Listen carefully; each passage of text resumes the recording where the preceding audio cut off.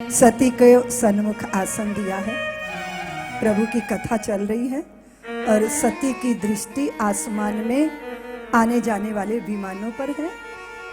पिता के घर में यज्ञ हुआ है और भारत की देवियों को मायके का भारी आकर्षण चित्त में होता है, और अगर यज्ञ का आयोजन हो तो प्रत्येक देवी अपने मायके तिल और जौ होमने के लिए जाने की चित्त में इच्छा रखती है। दक्ष के चित्त में भारी अहमन्यता है, पद पर प्रतिष्ठित होना, और उसके बाद असली व्यक्ति का चरित्र सामने आता है जब व्यक्ति के पास पावर आती है।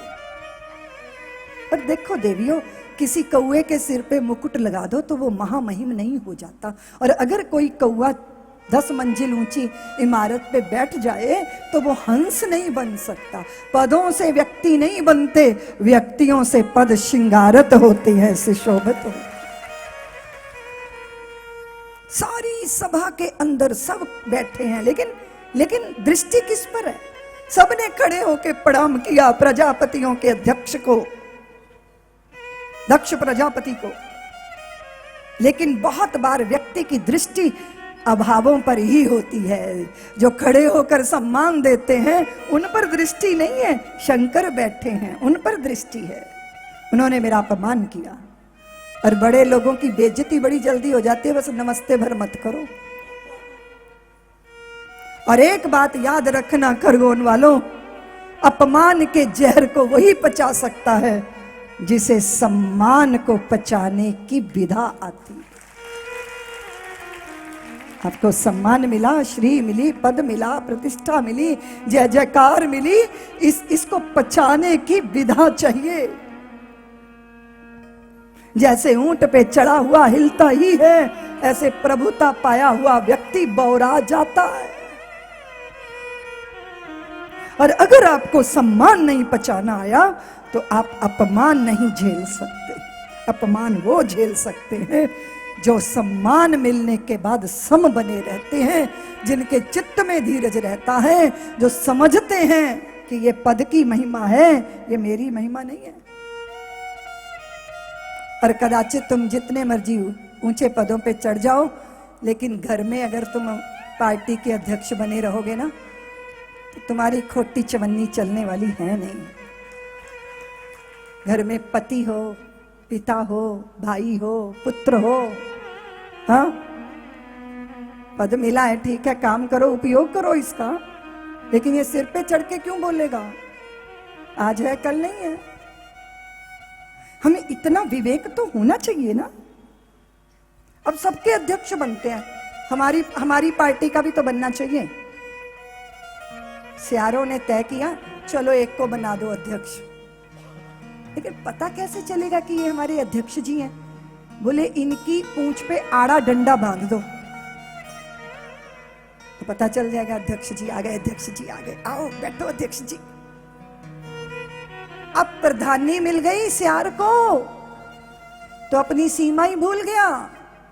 आड़ा डंडा पूंछ पे बंधा, प्रधानी का नशा सिर पे चढ़ा है, और आगे शहर में प्रधान जी और सारे कुत्ते मिलके प्रधान जी का स्वागत करने के लिए तैयार हो गए। ऐसा कुत्तों ने भौंकना शुरू किया कि प्रधान जी की सिट्टी पिट्टी गुम हो गई, दिल धकपक धकपक धकपक धकपक। वापिस लौटे जंगल में, कुत्ते लगे हैं पीछे, बिल में घुसे, आधे अंदर आधे बाहर, क्योंकि डंडा आड़ा था, अटक गया। तो सियारनी कहती है, प्रधान जी भीतर आ जाओ, कुत्ते फाड़ डालेंगे। अरे बोले भगवान, मैं तो भीतर आना चाहता हूं, पर ये प्रधानी का डंडा अटक गया, ये भीतर नहीं आने देता। कदाचित पदों पर बैठकर सृष्टि का, समाज का, राष्ट्र का कार्य करना, वो हमारा दिमाग खराब कर दे पद, ये उचित नहीं।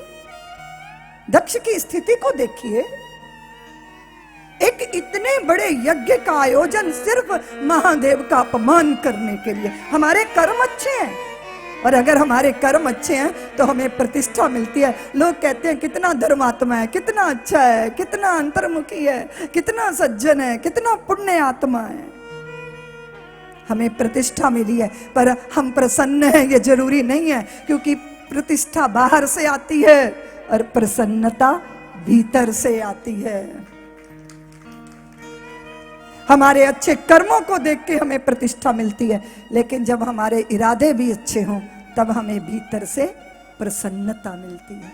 और इसीलिए देवियों, अब देखा ना, दिखाने के लिए तो यज्ञ कर रहे हैं, लेकिन यज्ञ क्यों कर रहे हैं? महादेव का अपमान करने की।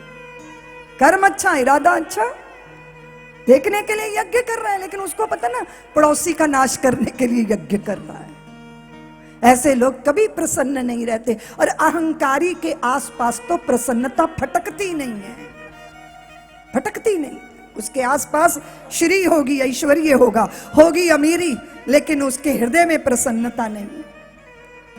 मेरी माँ कहा करती थी देवियों कि अमीर वो अमीर क्या जिसका दिल फकीर ना हो, और फकीर वो फकीर क्या जिसका दिल अमीर ना हो।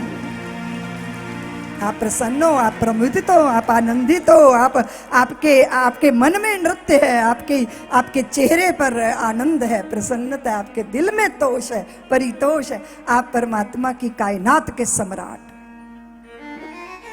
गांव के कुएं में कुतिया गिर गई और सड़ गई, मर गई। सारे गांव ने चंदा किया, भागवत की कथा कराई, कन्या भोज करवाया।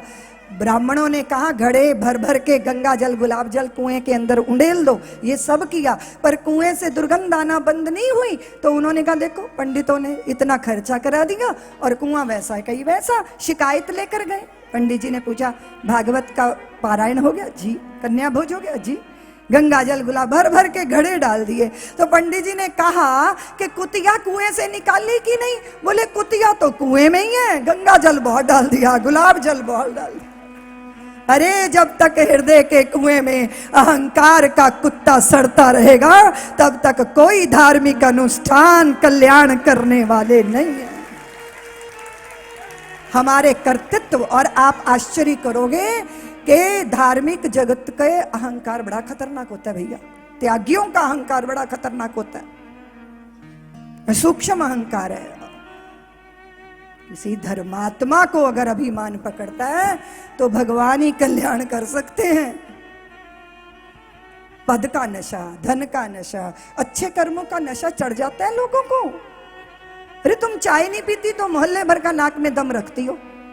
चाय नहीं पीती, कौन सा तुमने दुनिया छोड़ दी? सुबह 4 बजे उठते हैं तो सबका नाक में दम।